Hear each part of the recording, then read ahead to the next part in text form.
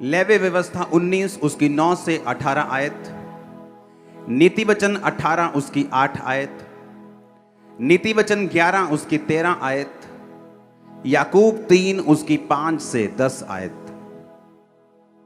अगर आप Jesus Christ की लाइफ को देखेंगे तो आप ये नोटिस करेंगे कि प्रभु यीशु मसीह जब लोगों के साथ थे तो परमेश्वर ने एक लंबा समय लोगों को टीच करने में बिताया। अगर आप पहाड़ी उपदेश परमेश्वर का देखेंगे तो बाइबल कहती परमेश्वर ने कहा था ये लोग 3 दिन से मेरे साथ हैं, और 3 दिन में परमेश्वर ने एक हीलिंग सर्विस की और 3 दिन परमेश्वर उनको वचन सिखाता गया। जिस कलीसिया में वचन की सिखावट थोड़ी है और हीलिंग ज्यादा है, वो कलीसिया कंप्लीट कभी नहीं हो सकती और उसके लोग मजबूत कभी नहीं हो सकते, और उस कलीसिया के विश्वासी कभी मैच्योर नहीं हो सकते जो वचन को कम अहमियत देते हैं। वो भी कलीसिया कंप्लीट नहीं है जो हीलिंग बिल्कुल नहीं करती, क्योंकि परमेश्वर ने कहा है जाओ प्रचार करो और उसके बाद लोगों को चंगा भी करो। इसीलिए जब आप वचन को सुनते हैं तो मोस्टली परमेश्वर आपको उत्तर जो है, आपकी प्रॉब्लम्स के उत्तर, आपके फाइनेंशियल प्रॉब्लम के उत्तर, आपके शारीरिक प्रॉब्लम के जो उत्तर हैं, वो आपको हमेशा वचन के बीच में से होकर देता है। कितनों को मेरी बात समझ आ रही?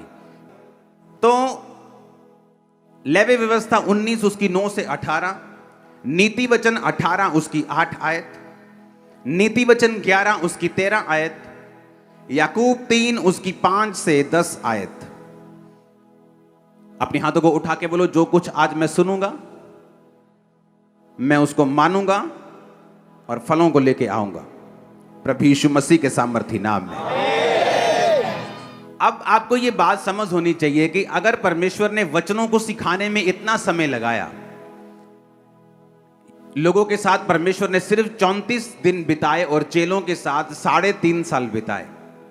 अब चेलों को परमेश्वर ने रोज रोज चंगा थोड़ी किया। अगर किसी की बीमारी थी तो पहली मुलाकात में, दूसरी मुलाकात में वो ठीक हो गई होगी, पर 3.5 साल परमेश्वर ने उनको सिखाया, उनको वचन समझाया और उनको काबिल बनाया कि अगर तुम वचन को नहीं सीखोगे और समझोगे, तुम मसीहियत में कभी भी पक्के नहीं हो और तुम्हारी कभी भी शैतान कुर्सी को हिला सकता है। लेवी व्यवस्था 19 उसकी 9 से 18, ये तब की बात है जब इजरायली लोग मिस्र में से निकाल दिए गए थे, रास्ते में थे और परमेश्वर मूसा से बात करता था और उन्हें व्यवस्थाएं दे रहा था, हुक्म दे रहा था मानने के लिए कि मेरे लोग ये करेंगे ये करेंगे। कोई हुक्म अब तक नहीं दिया गया था, इसलिए परमेश्वर ने व्यवस्था उनको दी, हुक्म दिए कि तुम परिवार में कैसे चलोगे, समाज में कैसे चलोगे, लोगों में कैसे चलोगे, फाइनेंस में कैसे चलोगे, चोरी हो जाए तो क्या करोगे, कोई मार दे तो क्या करोगे। तो सारे नियम कानून जो था परमेश्वर उसे बना रहा था। तो बाइबल एक चीज कहती है, बाइबल कहती है कि कुछ पाप ऐसे हैं जिनका फल मौत है, कुछ पाप ऐसे हैं जिनका फल मौत नहीं है। पाप तो पाप ही है और वो आपकी लाइफ को घटाता ही है, लेकिन वचन कहता है कुछ पाप ऐसे हैं जिनका फल मृत्यु है, कुछ पाप ऐसे भी हैं जिनका फल मौत नहीं है। वो आपको स्वर्ग जाने से नहीं रोकते, लेकिन इस धरती की जो ब्लेसिंग्स हैं, जो परफेक्शन है, जो परमेश्वर आपको लाइफ देना चाहता है, वो उससे रोकते हैं आपको। उसमें लिखा, जब तुम अपने देश के खेत काटो तब अपने खेत के कोने कोने तक पूरा ना काटना और काटे हुए खेत की गिरी हुई बालों को ना चुनना। परमेश्वर एक आम हुक्म दे रहा है। परमेश्वर कह रहा है कि जब तुम अपने देश के खेत काटने के लिए जाना ना, फसल काटना, तो नुकरे मत काट लेना, कुछ कुछ खेत छोड़ देना। किसके लिए? आगे लिखा हुआ है, अपने दाख की बारी का दाना दाना ना तोड़ लेना, अपनी दाख की बारी के झड़े हुए अंगूरों को ना बटोरना, उन्हें दीन और परदेसी लोगों के लिए छोड़ देना, मैं तुम्हारा परमेश्वर यहोवा हूं। परमेश्वर ने हुक्म दिया कि अगर तुम्हारे दाख की बारी, अंगूरों की बेलें हैं तुम्हारी, तो सारे अंगूर जब पक जाएं तो तोड़ मत लेना, कुछ कुछ दाने छोड़ देना गरीब लोगों के लिए, परदेसियों के लिए, कि जब वो आए कटनी के दिनों में तो अब थोड़े थोड़े दाख जो लगी है उसको तोड़ें और अपने घर चले जाएं। ये एक ऐसा हुक्म था, अगर कोई ना माने तो उसे मौत की सजा नहीं थी। परमेश्वर ने कहा था जो कोई माता और पिता को श्राप दे उसे मार देना, जो कोई जादू और टोना करने वाली के पास जाए उसे मार देना, जो कि ईश्वर निंदा करे उसे मार देना, जो कोई मूर्तियों को पूजे उसे, ऐसा लिखा था पुराने नियम में। पर ये ऐसे हुक्म है जहां परमेश्वर ने ये नहीं कहा कि अगर कोई खेत पूरी तरह से ना काटे तो उसे मार देना। ये ऐसे हुक्म थे जिन्हें तोड़ना पाप तो था ही, लेकिन ऐसा पाप नहीं था कि वो पाप मृत्यु का कारण बने। तो मैं आपको आज सिखाऊंगा कि जो पाप मैंने आपको सिखा रहा हूं, जैसे पौलुस ने कहा कि अगर तुम पर स्त्री गमन हो, अगर तुम व्यभिचारी हो, मूर्ति पूजक हो, तो तुम परमेश्वर के राज्य में प्रवेश कर ही नहीं सकते। ये है पाप जो मृत्यु पैदा करते हैं। और ये हुक्म जो परमेश्वर ने दिए कि परमेश्वर ने कहा भाई सब तुम्हारे खेत हैं 10 एकड़ हैं तो उनकी नुकरे छोड़ देना, ताकि जो दीनहीन परदेसी लोग हैं वहां पे आए और नुकरे को इकट्ठा कर लें अपने घर का, राशन पानी थोड़ा सा उनका इकट्ठा हो जाए, उनका पेट पल जाए। अब देखो ये हुक्म कोई बहुत बड़े हुक्म नहीं थे, लेकिन थे। मैं आपको इसलिए ये कह रहा हूं कि ऐसे पाप जो बड़े हैं और ऐसे पाप जो छोटे हैं, ये दोनों आपकी लाइफ को इफेक्ट करते हैं और बुरी तरह से करते हैं। परमेश्वर का छोटे से छोटा हुक्म जो बाइबल में दिया गया है, चाहे वो टाइट देना हो, प्रेयर करना हो, माता पिता की आज्ञाओं को मानना हो, किसी के खिलाफ झूठी गवाही ना देना, कुछ भी हो, वो छोटे से छोटा हुक्म जो जीसस क्राइस्ट के मुंह से निकला, वो एक लंबा बड़ा असर आपकी लाइफ के अंदर पैदा कर सकता है। जब आप रूथ की स्टोरी को देखते हैं, आप गांव में बहुत सारे लोग रहते हैं, कितने लोग गांव से आते हैं, पिंडों से आते हैं, हाँ देखो आधे लोग होंगे। तो जब आप गांव में होते हैं तो आपको मालूम होता है कि आ वाला जमींदार जड़ा है ना, ये बड़ा कंजूस है। गांव वालों को पता होता है कि कुछ जमींदार ऐसे जो रोज लस्सी बांटते हैं फ्री में। मेरी बात समझ आ रही है कि नहीं? उनके घरों से लोग रोज लस्सी लेने के लिए जाते हैं फ्री में। कुछ जमींदार होते हैं जो बड़े टाइट होते हैं, जो बड़े कंजूस होते हैं। तो लोगों को मालूम होता है कि मेरे जो गांव का जमींदार है वो कैसा है, लैंडलॉर्ड कैसा है।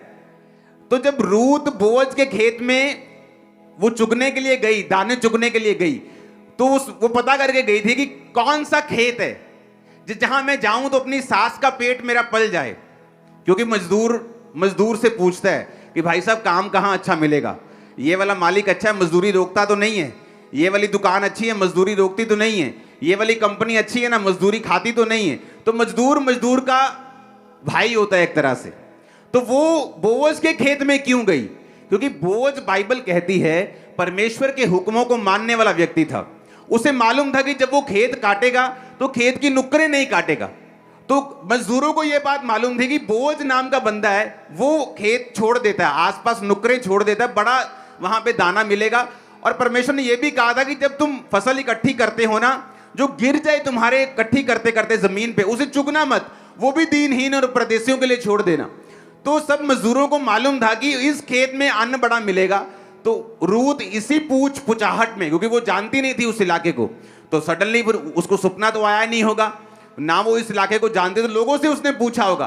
तो लोगों ने बोअज का खेत रिकमेंड किया कि वहां पे चली जा, तेरे को कुछ ना कुछ अब तेरी बूढ़ी सास के लिए तेरे लिए जरूर मिल जाएगा। अब देखो, एक हुक्म जो मृत्यु का कारण नहीं है, जो नहीं मानता, लालच कर जाते हैं लोग, मर नहीं जाते। लेकिन अगर बोअज ने सारे खेत को काट लिया होता, और उसकी आदत होती कि वो सारे खेत काट लेता है, कुछ छोड़ता नहीं है, मैं आपको दावा करता हूं रूथ जैसी एक अच्छी औरत, एक काबिल औरत, एक विश्वासी औरत उसकी लाइफ में कभी भी एंटर ना कर पाती। कितने मेरी बात को समझ रहे हैं?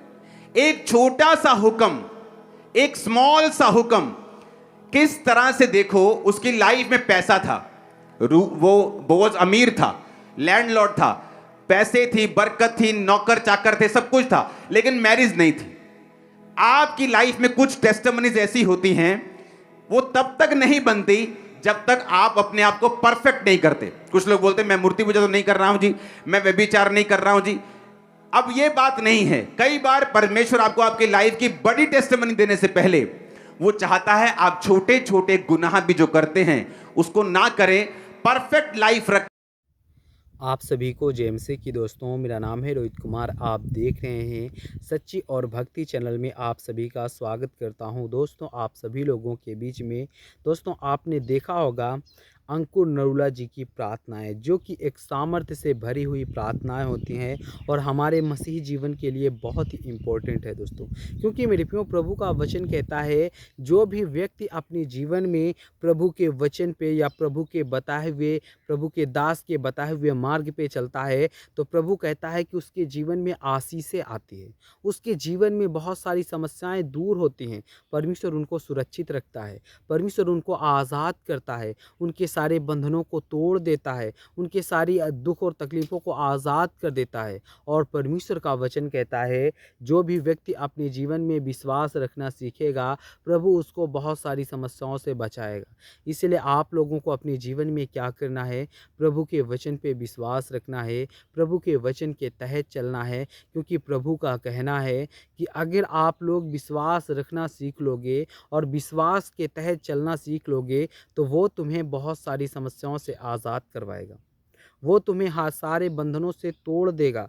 आपके सारे बंधन जो हैं, जो बंधनों से आप अपने आप को परेशानियों से जूझ रहे हो, वो परेशानियाँ दूर हो जाएँगी। तो दोस्तों, मैं आप सभी लोगों के बीच में कुछ ऐसे वचनों का वर्णन करना चाहता हूँ, ताकि आप लोग, जब आपके जीवन में दुख और तकलीफ़ें आएँ, मुसीबतें आएँ, तो आप इन वचनों को पढ़ कर के अपने आप को बचा सकते हो। प्रभु कहता है कि कुछ ऐसे मेरे सामर्थ्य वचन हैं कि मेरे वचनों के द्वारा परमेश्वर ने इस बात को कहा है कि मेरा वचन ही परमेश्वर है और परमेश्वर ही वचन है। अगर आप विश्वास के साथ परमेश्वर के वचन को ही पढ़ते हो, तो प्रभु आपको बहुत सारी समस्याओं से आज़ाद कर देगा। सोच लो कि परमेश्वर से आप बात कर रहे हो, क्योंकि परमेश्वर से के वाणी से निकले हुए ये सारे वचन हैं। और परमेश्वर इस बात को कहता है कि जब तक आप विश्वास करना नहीं सीखोगे, विश्वास के साथ नहीं जीना सीखोगे, तब तक परमेश्वर कहता है कि आपके जीवन में बहुत सारी समस्याएं आती ही रहेंगी। तो यहाँ पे परमेश्वर का वचन कहता है, भजन संहिता अध्याय 23 से 1 और 2 में पढ़ते हैं। यहाँ पे लिखा हुआ है, यहोवा मेरा चरवाहा है, मुझे किसी भी बात की कमी नहीं होगी, और वह मुझे हरी भरी घास में बिठाता है और शांत जल के पास ले जाता है। यहाँ पे परमेश्वर का वचन कहता है, यहोवा परमेश्वर कौन है? वो हमारा सर्वशक्तिमान परमेश्वर है। जैसे कि एक भेड़ियों का मालिक, जैसे भेड़ी आपने देखा होगा, भेड़ियों का मालिक जो होता है, जो गड़रिया, वो दोस्तों कैसे आज अपने भेड़ियों को सुरक्षित रखता है, कैसे वो तमाम प्रकार के जानवरों से, तमाम प्रकार के जंगली जानवरों से बचा कर रखता है, और उनको ऐसी ऐसी जगहों पे ले जाता है जहाँ पर बहुत ही अच्छी अच्छी हरी हरी घासें हों, ताकि उनकी भेड़ी पेट भर खाना खा सकें। और वो ऐसे शीतल जगह पे बैठाता है कि उनकी भेड़ी आराम से बैठ करके सुकून से बैठ सके। तो उसी प्रकार परमेश्वर कहता है कि यहोवा परमेश्वर कहता है, यहोवा मेरा चरवाहा है, यहोवा मुझे किसी भी बात की कमी नहीं होगी। वह मुझे हरी भरी चराइयों में ले जाता है और बिठाता है, और वो शांत जल के पास ले जाता है। मुझे भोजन कर यानी कि भेड़ियों को भोजन करवाने के बाद वो उनको जल पिलाता है, और वो सुकून से अपने जीवन को व्यतीत करते हैं। ठीक उसी प्रकार प्रभु कहता है कि जब तक आप लोग अपने जीवन में, क्योंकि परमेश्वर हमारा चरवाहा है, वो हमारा चरवाहा है, वो हमें हर एक चीज़ से, हर एक दुख से, हर एक तकलीफ़ से हमको बचाता है, हमें सुरक्षित रखता है, ताकि हम लोग अपनी समस्याओं से, अपनी दिक्कतों से, अपनी प्रॉब्लमों से आज़ाद हो सकें, अपने जीवन को जी सकें, अपने जीवन में जो भी समस्याएं हैं, वो सारी समस्याएं दूर हो सके। क्योंकि मेरे प्रियो, आज बहुत से ऐसे मसीही लोग हैं जो आज अपने जीवन में परेशान हो चुके हैं, हताश हो चुके हैं। और परमेश्वर का वचन यहाँ पे कहता है, पढ़ते हैं भजन संहिता अध्याय 91 से 1 और 2 में लिखा हुआ है। यहाँ पर पढ़ते हैं, यहाँ पे परमेश्वर कहता है, जो परम प्रधान की छाँव में बैठता है, वह सर्वशक्तिमान के नीचे रात बिताता है। और परमेश्वर वहाँ पर कहता है कि वह यह कहेगा, यहोवा मेरा शरण स्थान है और मेरा दुर्ग है और मेरा परमेश्वर, जिस पर मैं भरोसा रखता हूँ। परमेश्वर का वचन कहता है कि जो परम प्रधान की छाँव में है, जो हमें बिठाता है, और सर्वशक्तिमान यानी कि सर्वशक्तिमान के नीचे रात बिताता है और वहाँ परमेश्वर कहता है कि वह यह कहेगा कि यहोवा मेरा शरण स्थान है। यहोवा मेरी सारी संकटों का, सारी दुख और तकलीफ़ों का, सारे बंधनों को आज़ाद करने के लिए वो परमेश्वर है। वो आपको बहुत सारी समस्याओं से और बहुत सारी दिक्कतों से और बहुत सारी प्रॉब्लमों से बचाने की कोशिश करता है, ताकि आप लोग अपने जीवन में बच सको, आप लोग अपने जीवन को दुख और तकलीफ़ों से निकाल सको। क्योंकि मेरे प्रियो ये हमारे लिए बहुत ही इम्पोर्टेंट है। जितने मेरे मसीह भाई बहन हैं, आप सभी को जय मसीह की दोस्तों। God bless you all of you, आमीन। नेक्स्ट वीडियो मिलता हूँ दोस्तों।